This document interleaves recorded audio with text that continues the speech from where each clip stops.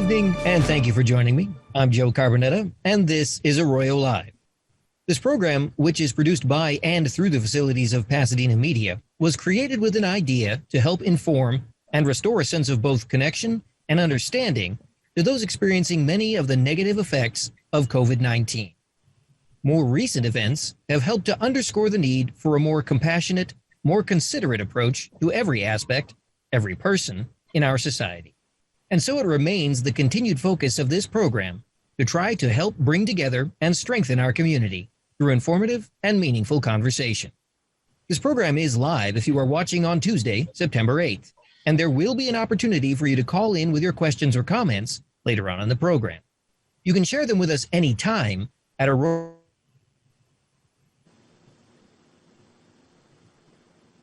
Live at Pasadena of athletics in our schools and in our communities is often overlooked. Historically considered extracurricular and deemed secondary in the world of academia, it is only in modern times that medical research has shown the health benefits provided by regular exercise extend beyond mere physical fitness. Indeed, the psychological and emotional benefits regular physical activity can provide may be equally significant. This evening, we explore how the COVID-19 pandemic is affecting our local athletic programs. For the discussion, I'm joined by Pasadena City College Athletic Director, Mr. Tony Barbone, City of Pasadena Recreation Administrator, Mr. Kenny James, and Rose Bowl Stadium CEO and General Manager, Mr. Darryl Dunn. Thank you all for joining me tonight. If I can ask each of you to please take a moment to tell our viewers a little bit more about yourselves. Tony, let's begin with you. Thank you, Joe. Thanks for the introduction, and welcome everyone to this evening's broadcast. My background is pretty much athletics. Grew up in athletics, was a coach for over 30 years. Sport of baseball was my sport of selection. I've always told everybody that I've never really had a real job. A lot of people have real jobs, and my job basically was recess. And my recess was made very productive by a group of young men for over 35 years, student athletes that were very productive. The last 12 years, I've been a community college athletic director after 2 stints as an associate athletic director at 2 four-year institutions. Now at PCC, I think we're growing and developing. We have new leadership in Dr. Erica Andronis. We're excited about what's going on there. And I'm looking forward to chatting with the gentleman and working with the institution, the city, and those of you that are listening today. So Joe, just a brief introduction. My background is pretty much the game and the games that we play. So thank you very much. All right. Well, it's great to have you here this evening. Mr. Kenny James, if you would take your turn, please. Yeah, thanks, Joe. Again, Kenny James, been around sports for over 30 plus years. Former athlete that played on the college level. Also, I was responsible for creating a youth sports program within the City of Pasadena nonprofit for football. I'm a certified CIF official for high school football. I'm also a certified youth sports administrator. Been working for the City of Pasadena for 26 years. I'm in the Parks, Recreation, and Community Services Department, and I'm responsible for citywide recreation, youth sports, field, and special events. All right. Well, thank you again for joining us. Thank you. And certainly, last but not least, Mr. Darryl Dunn. Yeah, thank you, Joe. Well, it didn't take me long to figure out, as much as I love sports and athletics, my career wasn't going to be on the field. So I gravitated to the business side and have been in this career pretty much since I got out of college. Worked for a number of teams. My break, per se, when I worked for Jerry Buss, when he owned the Lakers and the Kings, and my first year was 1985. So I got to experience Showtime, which was a lot of fun. And I worked for the Raiders when they were also in LA. And then my Pasadena ties really came in through the 1994 World Cup. I was working for the World Cup organizing committee, and I needed a job when the World Cup was over. And did a detour to Palm Springs on minor league baseball for a little bit, but then I came to Pasadena in 95, and it's the best thing that ever happened to me and my family. In the Rose Bowl, although I don't feel it's not recess. It's definitely not recess, especially this year. There's no recess this year at all. Right, but it's still very, very gratifying because it's special and it means a lot to our community. And I just have the privilege of being involved with a great team to try to make it all work out. Right. Well, again, thank you for joining us also. One of the first questions I'd like to ask is, how is the COVID pandemic affecting each of you gentlemen and the respective work that you do? And I guess, you know what, we'll go back to the top again. Tony, if we can have you start out answering that question. Would that be the personal effectiveness, or what it's done to me professionally, or a combination of both? Perhaps a combination of both, if you don't mind being so candid. No, I'm fairly transparent for the most part. I would think personally, obviously, it's been an adjustment. I think for those of us that are on the screen or are listening, we value the interaction with people. And then for me, I've always valued the interaction with young people. I'm committed to helping them chase their dream, and it just seems a little bit harder to do so. Sometimes from the baseball room or a computer or whatever the case may be, that the territory that we have to work in. So I miss that interaction, whether it's my colleagues or coaches or students or office staff or what have you. I think personally, I think we've all just taken a snapshot of what's been going on in our lives, and caring for our families is the most significant thing, and adjusting to what we've been instructed to do, whether that's by the state, the federal government, our local Pasadena Health Department, just staying in conjunction with what's going on and making sure that I respect everybody. So I think that the difficulty is there, but again, I'm not alone. I join all of you and I partner with all of you, being patient. And, if you have a Roman Catholic Italian father and an Irish mother, you weren't born very patient. So I try and do the best I can and just work within the confines that we're allowed to do. But I just miss folks. All right. Well, I'd certainly like to pose this question to each and every one of you gentlemen. So I guess we'll just go right back down the list again. Kenny, how about you? How has this affected you? Well, I'll say from a personal standpoint, it's allowed me to reflect on life and how things function, and then also looking at it as far as what opportunities, are available here, and trying to look at how do you go about restructuring you as an individual, but also looking at the people who are close to you, and then the people who you serve in the community. It's taking a look at them because it's had an impact on them, and not being able to, from a professional standpoint, being able to open up our amenities within the city to be able to allow people to come out and be able to recreate and have the experience of competing. That's been, a challenge as far as dealing with that and making sure that, we'll get back, one day to where we're able to allow people to interact with one another. Because I think that's probably one of the biggest things personally, that both personally and professionally, that has a tremendous impact on everyone, being able to be in close contact with everyone, talking to them, being able to socialize and fellowship. I think that's huge. And that's probably been the biggest impact, is not being able to have that interaction. And Darryl, I'm certain that there must be quite an effect on your day-to-day operations at the Rose Bowl. No, it has been. No one went to school to how to survive a pandemic, and certainly in business, not with a 98-year-old stadium that has a lot of bond debt. Trying to, our staff, it's been unbelievable how hard. I mean, this year, clearly our revenues are down more than ever because we can't have big events. But I've never been so proud of our team. We worked so hard in so many different ways, just trying to figure out how to make things work, and how our saying is, we want to make lemonade out of this. So we're doing the best we can to make some good lemonade. At the same time, the challenges are just immense. And for a facility like ours, we do try. I mean, I think both of what Tony and Kenny said, I think I could speak to both of them, because we're trying to do both of those same things, try and provide opportunities, missing the interaction with your colleagues, your team, having the ability to have big events typically, and, do things that are providing entertainment to folks. And we're still doing that, and we were opened back up in a smaller way. The golf course, golf has never been better than it is right now. People are come back to the sport. So there's certainly been some silver linings and a lot of positives out of it. But make no mistakes about it. This is the most difficult time in the Rose Bowl's history right now. All right. Well, let's talk a little bit about athletic programs and COVID-19. What are some of the effects of this pandemic on those programs and on athletics in general? I'd like to get each of your gentlemen's perspectives on this, because I know you all come at it from slightly different angles.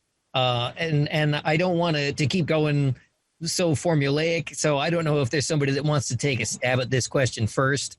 But I would like to know, what are some of the obstacles that you see that have become major impediments to athletics since COVID? Well, I would probably say one of the biggest things that you pretty much had to shut down your whole operations. You didn't have the ability to, like I said, interact. Once before facilities are done, you have to go about business in a different way. You have to sanitize things on a different level than you had before.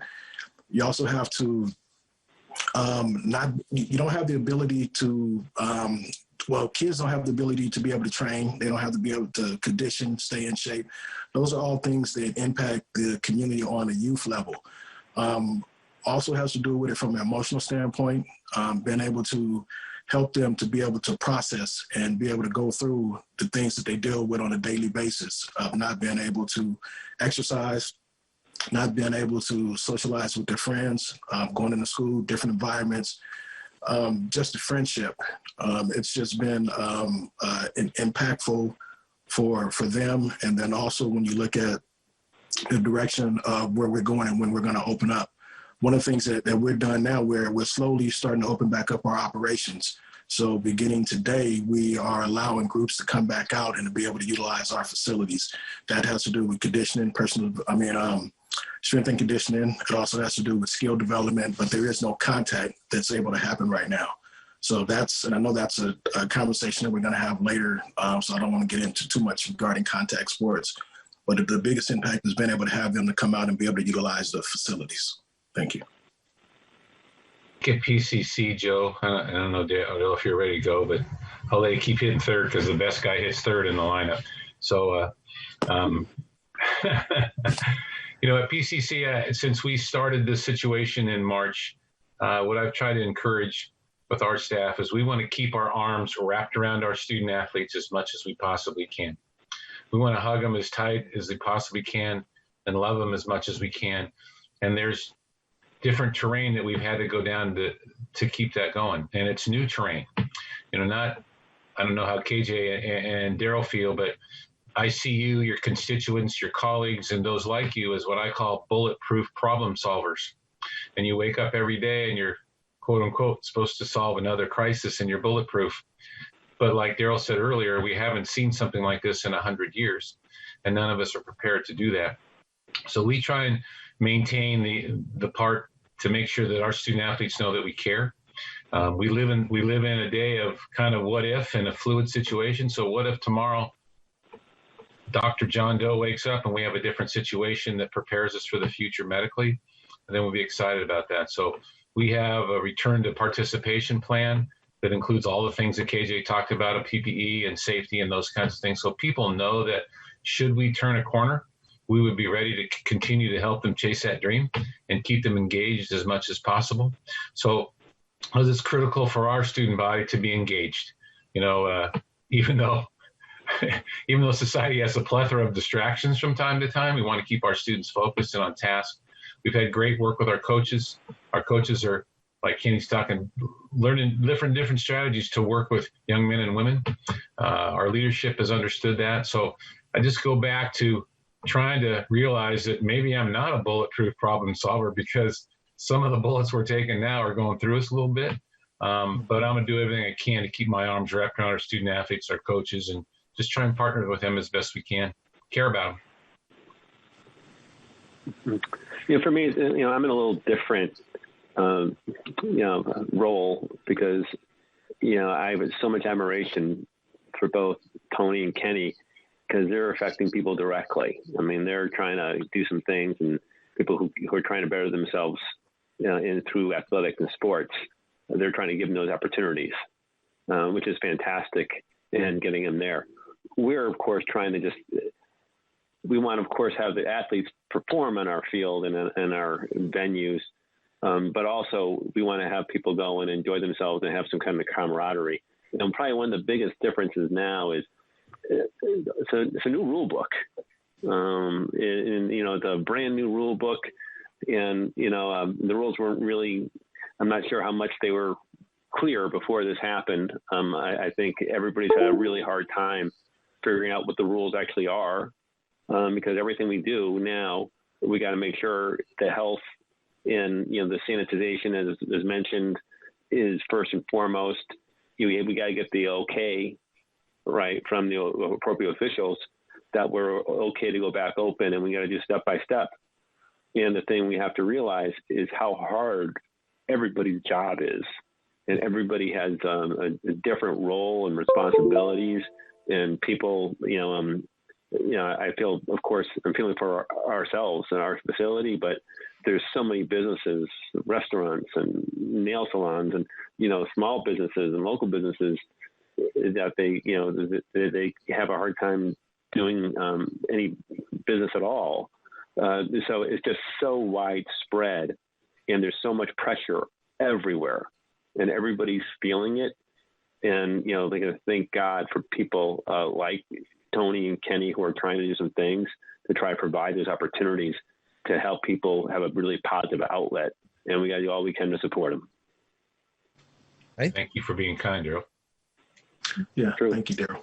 In certainly in recent weeks, we have seen several different sports in the professional sports world attempt to return to some type of normalcy, and I use that in quotes because obviously nothing is normal these days. We see special or sporting events that are being held in front of cardboard cutouts these days. But again, we've seen several of these various sports open up with varying degrees of success. Some groups have been able to do it with little problem, and other sporting events have resulted in several teams coming down with infections of COVID to varying degrees. Does this play into participation in these athletic programs now? Are we seeing, or are you seeing a fear of participation and a reduction in numbers, or are more people anxious to get back into some type of athletic participation? Well, I think people are anxious to get back into participation, but I also think there is some concern out there, and people are kind of waiting to see what happens on the professional level as well as the collegiate level. I know for high school and youth sports, they have delayed, and even the JC, they have delayed their sports until the first of the year because they want to take a look at and see how things are going to be able to function. But I know players and stuff, they're eager. I know there are parents and medical professionals that are very concerned about what's going on and how this is going to have an impact. Because it's the unknown. You don't know as far as what's going to happen. Again, you would want, for everything to work out and be the way it's supposed to be. But with the unknowns, it's hard to say what's going to happen. We're just looking forward to it. We're optimistic.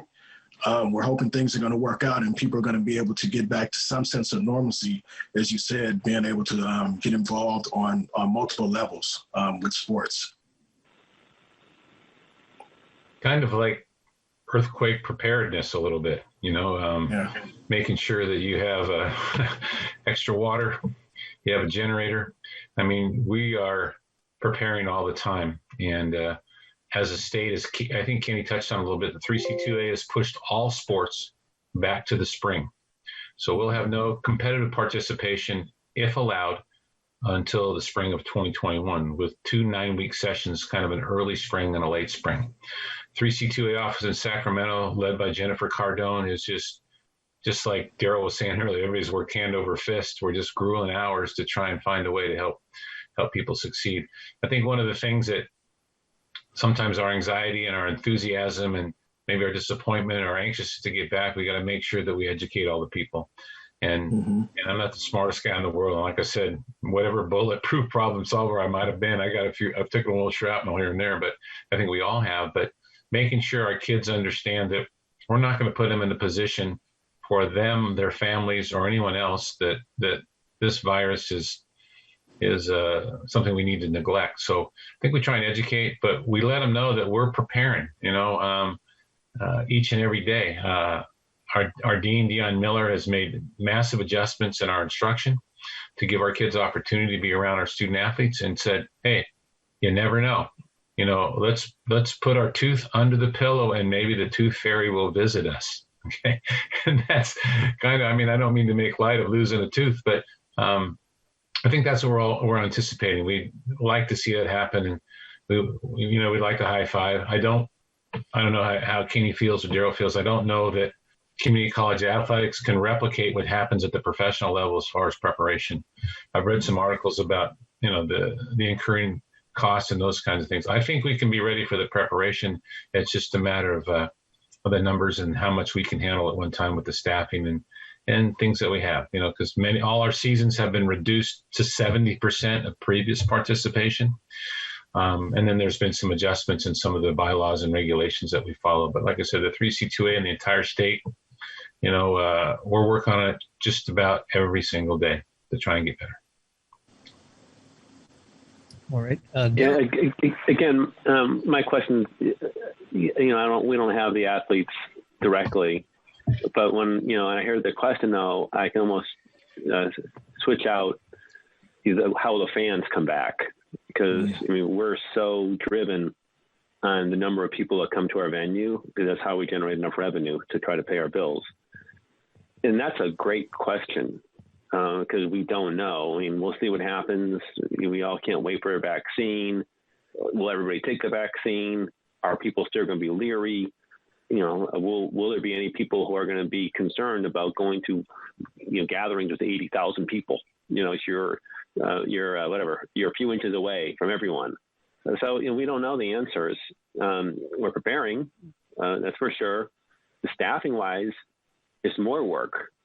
There's more preparation going on now than ever in terms on the what ifs and running all the different scenarios and how to social distance. The Rose Bowl, the big granddaddy of them all.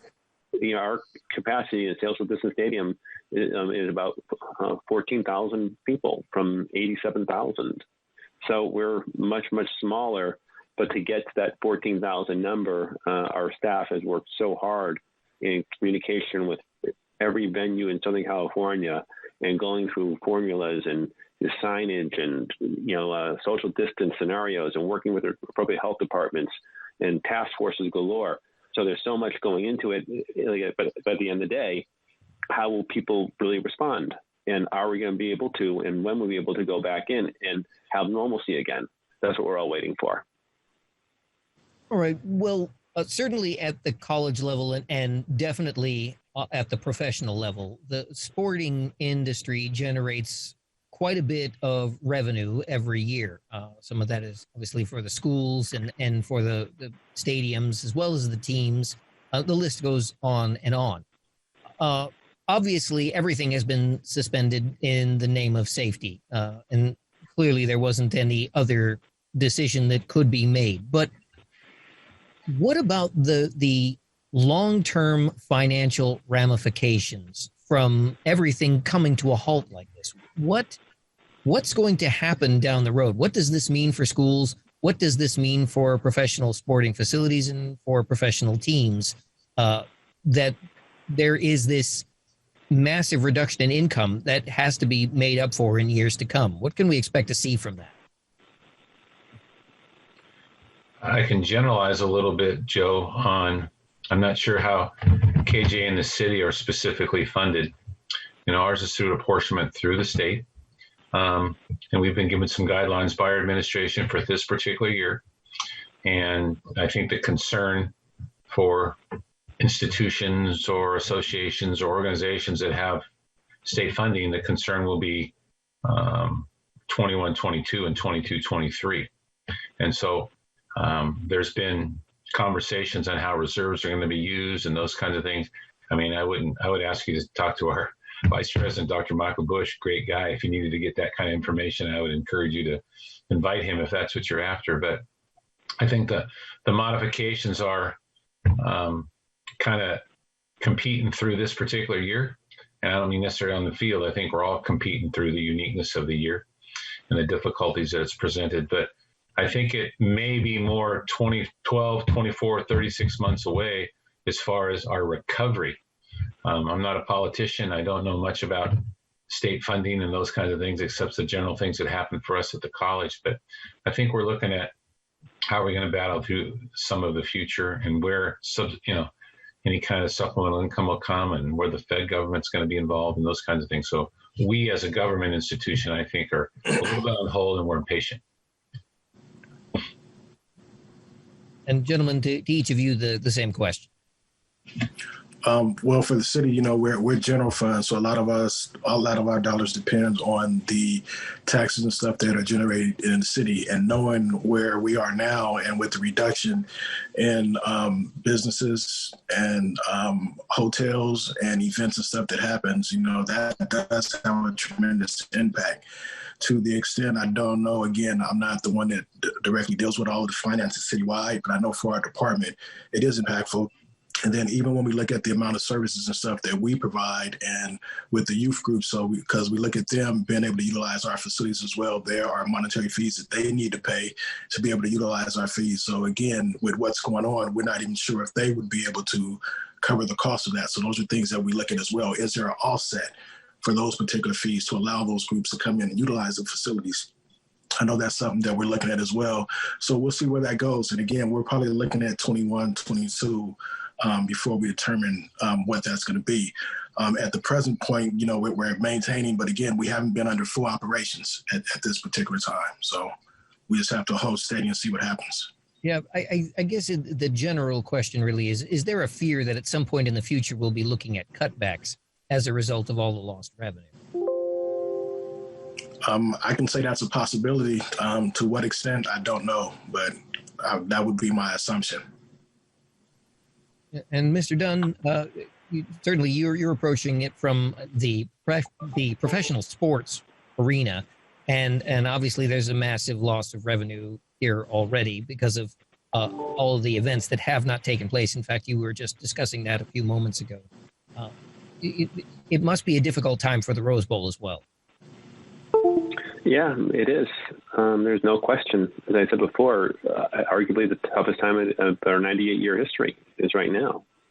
Ultimately, the Rose Bowl is owned by the city. This year, we have a bond debt payment of $11.5 million, and without having major events, the city as the owner did what it needed to do and it stepped up in funding that because there's no other choice.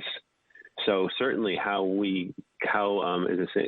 both Tony and Kenny talked about, how we all come out of it, the PCC or City Pasadena Recreation or the Rose Bowl, we have the same problem, and it may be dealt with differently in a different magnitude, but the problems are consistent.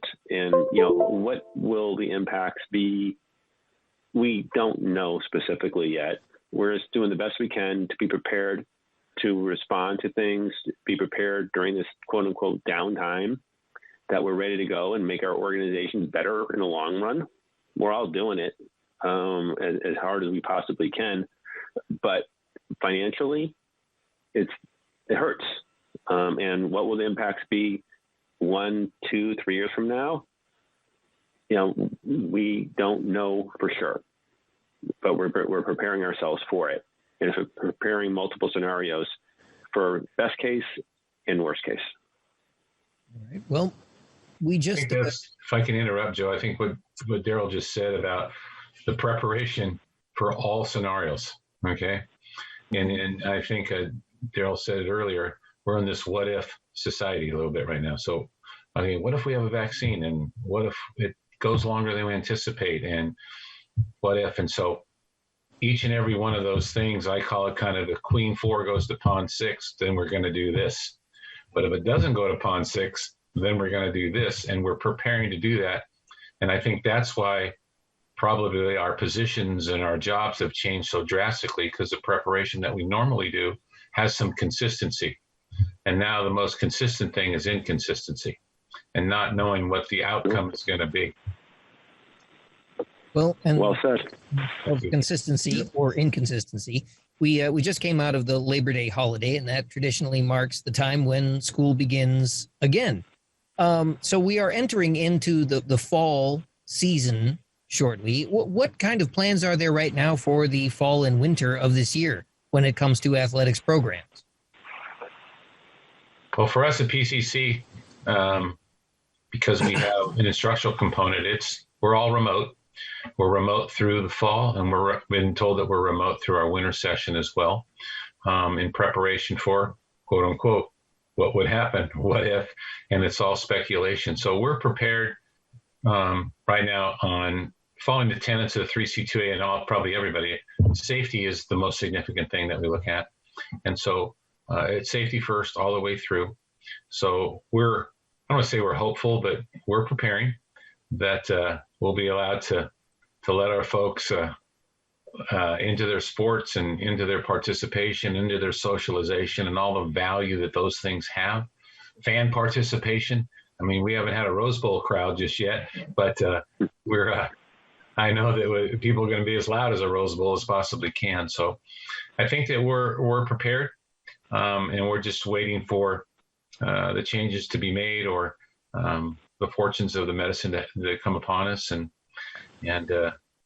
clap it up for our kids. I mean, that's what we're trying to do. Yeah, I think I'm in agreement with that. It's all about preparation right now, following the health orders, making sure that everybody is staying safe, doing everything we can do to prepare our facilities, and then also with the limited things that are opening, making sure that kids are being able to get out there and have exposure to be able to train and work out. So that's probably the biggest thing that they're doing, since all the sports are not going to happen until the spring. Then all it's doing is just preparation and training. So for our internal city, we are in the plans now of putting together a sports curriculum modified as far as from a training standpoint, looking at fitness activities to be able to do. The other thing we're looking at is a partial after school program, because a lot of our programs were shut down due to COVID. We were able to operate 2 summer programs. One was our aquatics program. The other one was our summer day camp program. And like I said, now we're in the process of looking at sports and fitness, and then our after school programs, and then open up our sports fields back to the local youth organizations. So it's just preparation and just taking it one day at a time. All it does, what these two guys both talked about, is there's no straight lines. There are none. Everything's complicated and a lot of variables. And, I think that this question was really related more to, them more than me. But once again, what they do and what their teams do right now, and just getting prepared so that we could welcome, the athletes and the families and the individuals. That's what we're all trying to do. Joe, just maybe a follow up on that. We are probably in the mode of quote unquote non-traditional instruction. We're training our student athletes through a Zoom. We have our psych services coming in. We're starting workshops in October with coping skills and life skills and interpersonal relationships, and a lot of the things that maybe a coach would interact with our student athletes in a normal season, and they'd come see the coach and they talk to the coach because it's a pretty trusted relationship in most situations. And so that's a little bit void, and maybe you're not going to raise your hand in a 45-person Zoom. And so we're trying to incorporate as many of our services that we have on our great campus to try and develop our young people, maybe in a different way. They might not be jumping right now. They might not be sprinting right now. They might not be dunking a basketball right now, but there's a way that we can work with them emotionally and mentally to try and, again, wrap our arms around not only their bodies, but around their minds a little bit, and make sure that we keep them as strong as possible. And it's been, like I said, we're always trying to think of something that will engage, service, and provide, because all of us are in the same profession. I mean, I think Kenny and I kind of have the same job, except our clay is a little different. I don't know if I have the same job as Darryl. I don't know if I can handle that big stadium like that. That's a game management nightmare. I mean, I'll be a good ticket taker. That might be it. But what I'm saying, as far as the preparation, we're all kind of do the same thing with different clay. And so we just try and maybe travel as many different trails of instruction and affection that we can. And it's a little bit different. But I have to compliment our coaches. I have to compliment our administration. I mean, we're working hard. It's like you asked the other question, is your job a little different? Yeah, it's a lot different. I don't get to go see Kenny down at the fields. There's no interaction because we're not down at the fields, and our kids aren't jogging around the Rose Bowl. And so those kinds of things are difficult, but we're trying. We're working hard. We have a viewer question that has come to us via the one of the chat forums, I believe. This comes from a Dan, and he's asking, what sorts of sports are good for people to stay healthy and active during the COVID pandemic? Well, you have tennis, you have pickleball, any single sport right now, jogging, walking, any form of fitness, calisthenics, those are all good. The contact sports we're trying to stay away from, but if there is a family that wants to go out and throw the ball around, kick the ball around, those type of things. But as far as any sports group activities, those things are discouraged right now because they're not approved through the health order. So it's more single activity sports that one can compete in right now. And Kenny mentioned this earlier. It's probably one of the best things you can do is get in the pool and swim. And as far as physiologically and kinesiologically and getting your strength and conditioning, you can get in the pool. And it has a little bit different safety evaluation. Kenny talked about his aquatics program being open during the summer. That's because it's a little bit safer than getting your soccer guys together, down at that west side of the Rose Bowl or something like that. So finding those things that you can do. I mean, like Darryl said before, golf is off the chart. I mean, I'm an avid golfer. I love the game. And so they have taken kind of a role in a leadership and independent competition. Tennis is out there. So there's some things out there, like KJ said, that you can do, but finding a pool and those kind of things. Now, institutionally, we have a lot of use in our aquatic center. I mean, we're closed now because of where we are as an institution, but there are places that are working, like Kenny said, that I think his aquatic program was probably beneficial to many during the summer, is my guess. Mm-hmm. Right. Well, certainly we have all seen that the medical community is working diligently to develop a better understanding of COVID-19 and ultimately to develop a vaccine. Most of the health professionals have estimated will probably have something working or workable perhaps by the early spring of next year. We have heard mumblings from the current administration that there might be something available by the end of this year.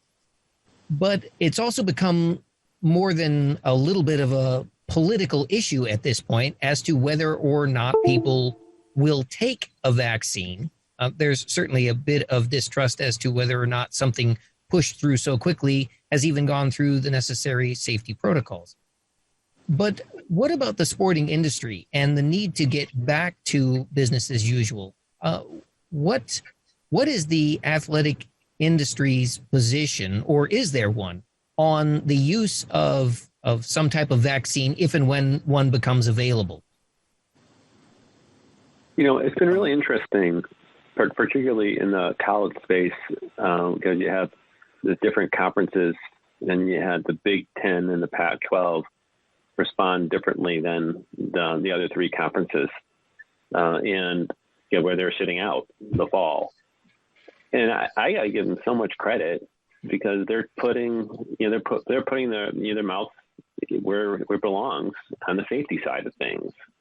And they're gonna be conservative because you have to put the safety first and second and third and fourth and fifth. So what the impacts are I kept using the word devastating, but the football programs at these universities, typically that's about 80% of the university's budget of these major universities.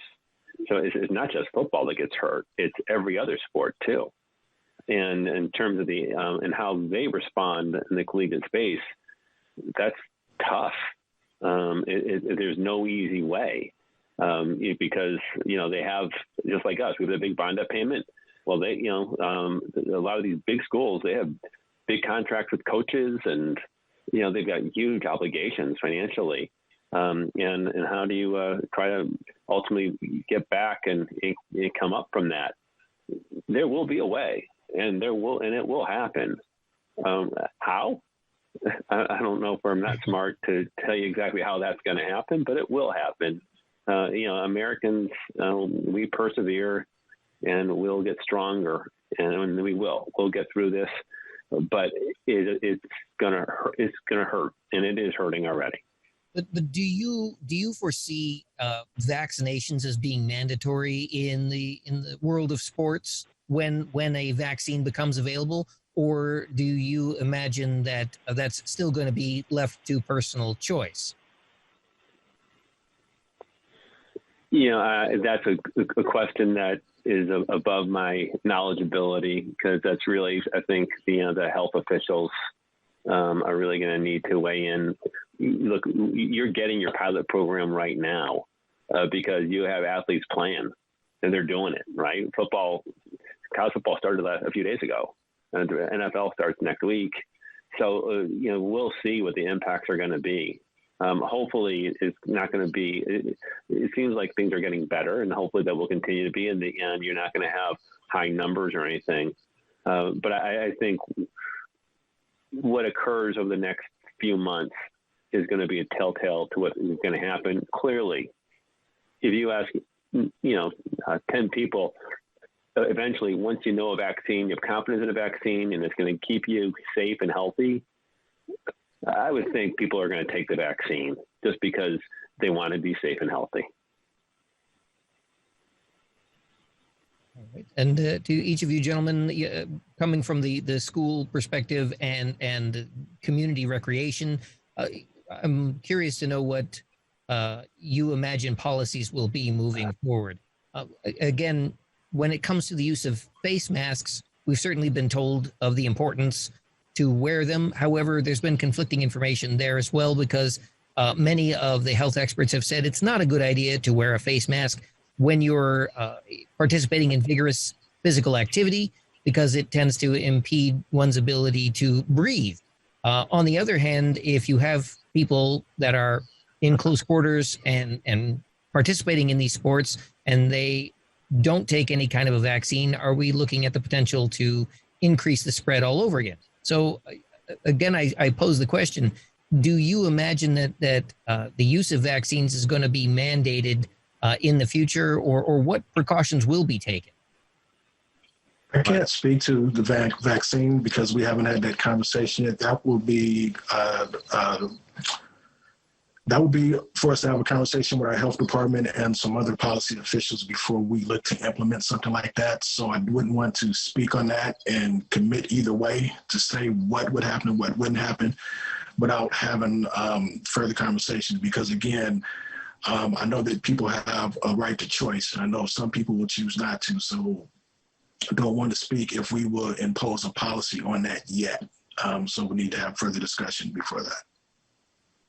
I think it would be safe to say that whatever policies and procedures are put in place at your institution, your organization, or what have you, that are in front of you, then you need to support that. I mean, obviously, people are concerned about whatever liabilities there may or may not be with or without a vaccine. I think what KJ said about choice is significant. I mean, we're given the freedom to choose in many areas. And so, but I think that mandating something would probably come out of a policy and a procedure that an institution or an organization felt strongly about to protect people.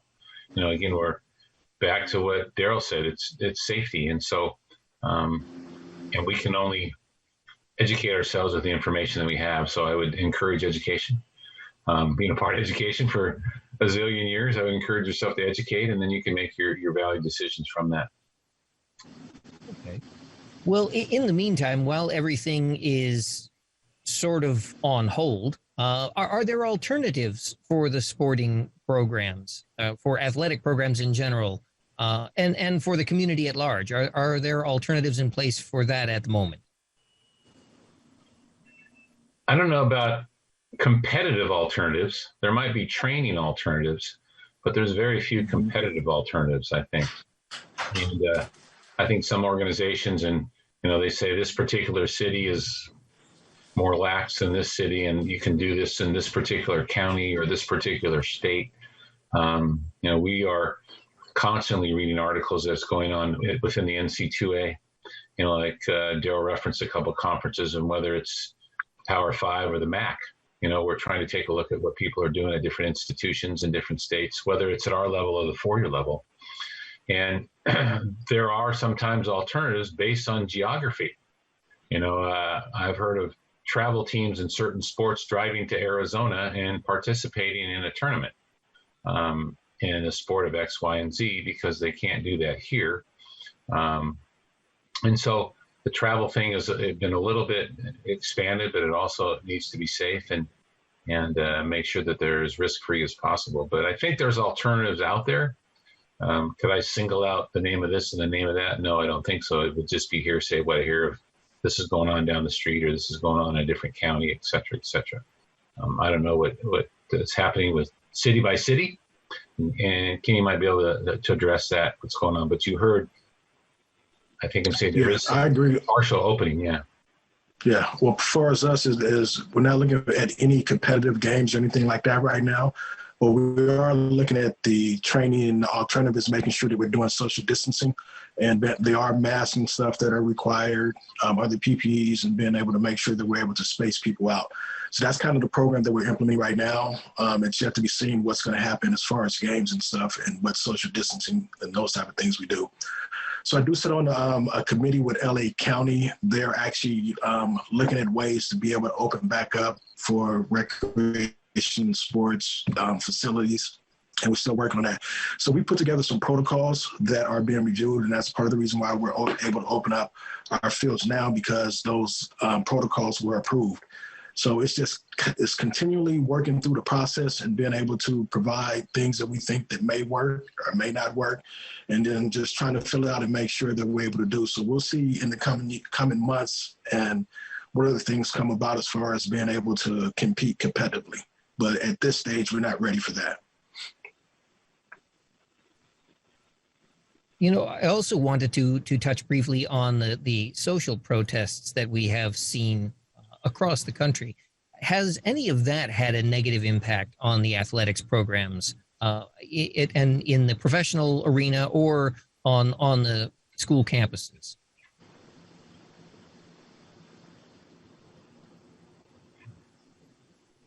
No one has any input on that.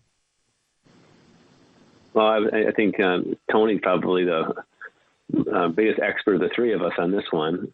I think I have an opinion, but I'd like to hear the expert first so I can make sure my opinion has some relevance. Well, I haven't witnessed or noticed protest that's really affected our student athletes other than what maybe happened outside of our purview and their ability to speak their voice. So I haven't seen an effect at this point that I'm aware of. Yeah. But I haven't seen anything on the local level for the youth as well. Not as of yet. Again, it's probably because they haven't been able to come together yet. Quite sure there's something out there, but I haven't experienced it yet. Clearly in a bigger picture, I think, particularly basketball players, what they're doing and, making such a positive statement for society and, using their platform they have, I think is a beautiful, beautiful thing. I mean, one of my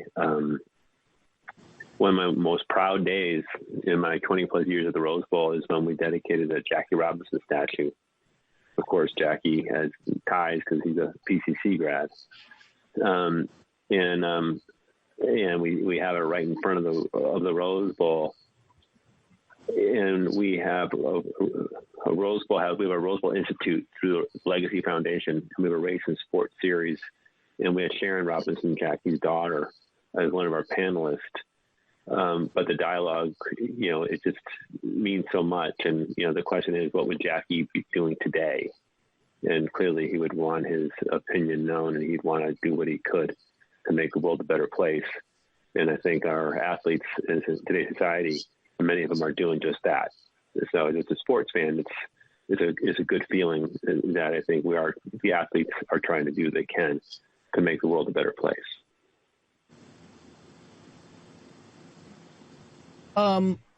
Additionally, for our community, are there things that have been lost? Are there any unexpected gains in the community as a result of all of the athletics programs having to be placed on hold?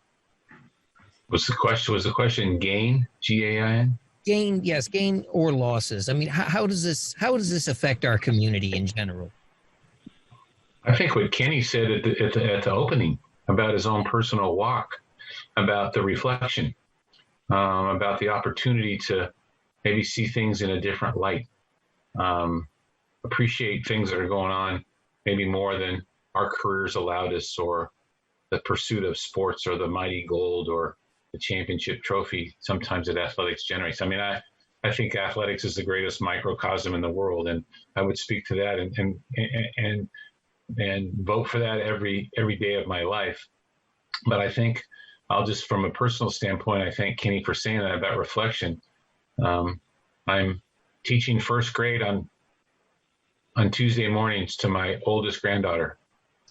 And if you remember your education and the difficulty that students are having, families are having, teachers are having, the LAUSD is having, different situations around all kinds of family, it is a really difficult situation for them. And think if there's 18 of us on this Zoom, and Darryl decides he doesn't want to pay attention for 10 minutes, okay? So just, with a classroom of first graders and keeping my little granddaughter on task, and she's wonderful.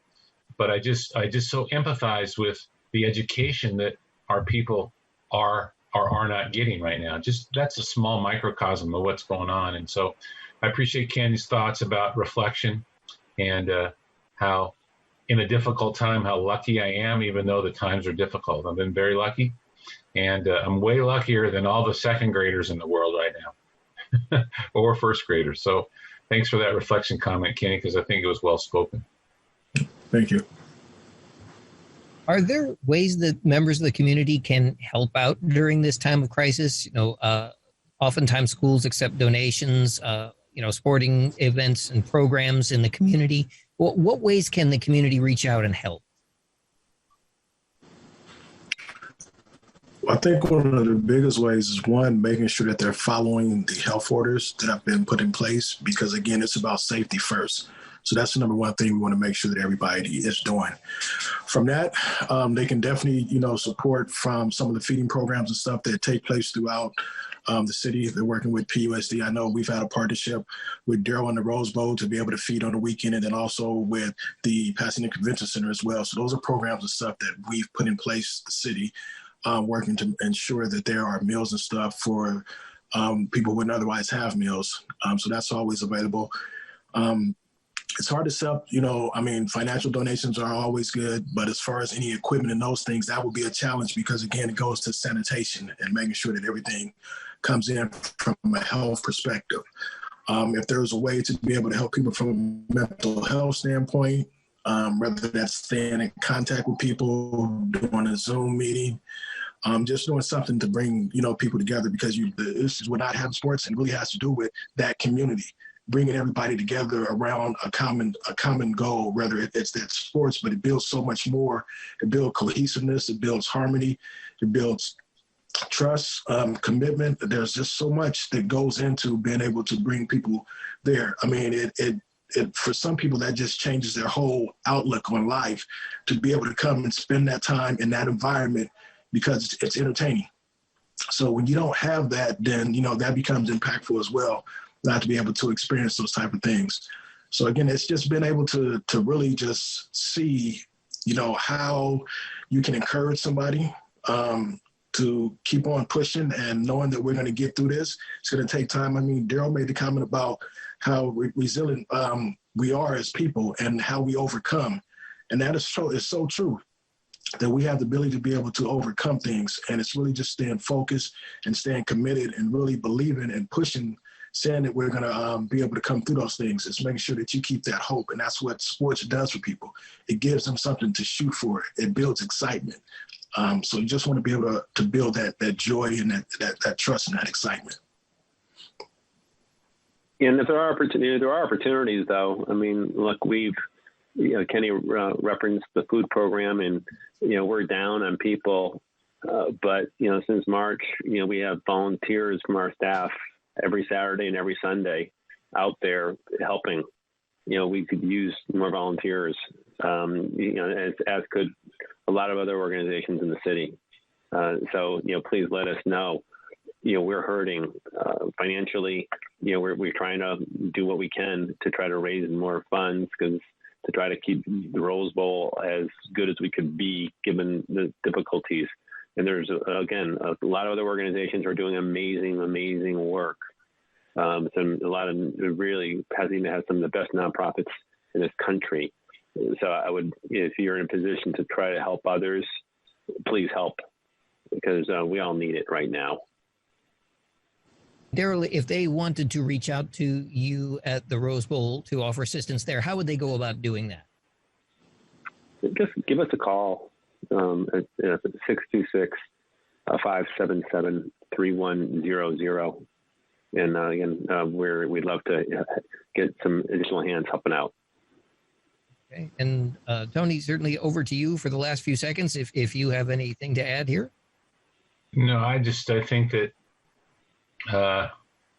quote unquote, I think I'm not a poker player, but if we're all in on resolve, whatever that resolve may be, if you have, like Darryl said, if you have the ability or the wherewithal to help in some capacity, whether that's helping in a first grade class, or whether that's making food down at your local church, and some of the things that Kenny's got going on, and just we can chip in some way. You just look around, reflect, like Kenny said. I think that's one of the good words to take out of this evening, and see how you can push your chips in and help those that are short some chips.